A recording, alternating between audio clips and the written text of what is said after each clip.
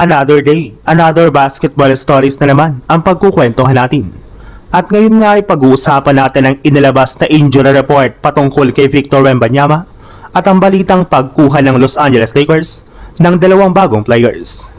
Nakuha na nga po ng San Antonio Spurs ang kanilang pang 60th win ngayong season matapos nga po nilang talunin kanina ang koponan ng Philadelphia 76ers sa score na 115-102. Sa pangunguna nga po ni Stephen Castle na nagtala dito ng 19 points at si Dylan Harper na kumuha naman ng 17 points off the bench.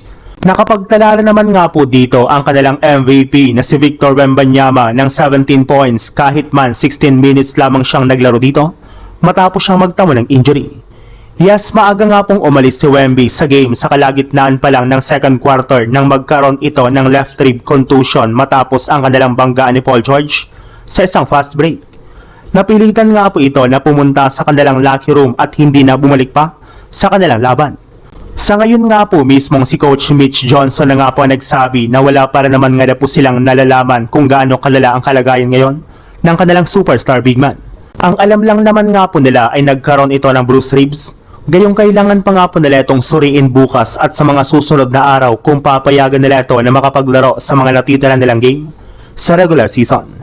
Sa ibang balita naman, kahit man nga po hindi makakasama sina Luka Doncic at Austin Reeves sa mga natitira nilang laro sa regular season at maging sa umpisa ng playoffs, ay meron rin naman nga po silang huling alas ngayon sa kanilang lineup. At ito nga po ay walang iba kundi si Marcus Smart na alam naman nga po ninyo na merong kakayahan na makapagtala ng malalaking puntos.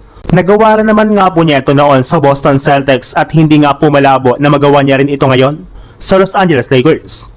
Bukod rin nga po kay Marcus Smart, ay kailangan rin naman nga po nilang tulong ngayon ng kanilang batang player na si Dalton Knecht, lalo na ang kanyang 3-point shooting para magawa nga po nilang makasabay laban sa mga malalakas na teams.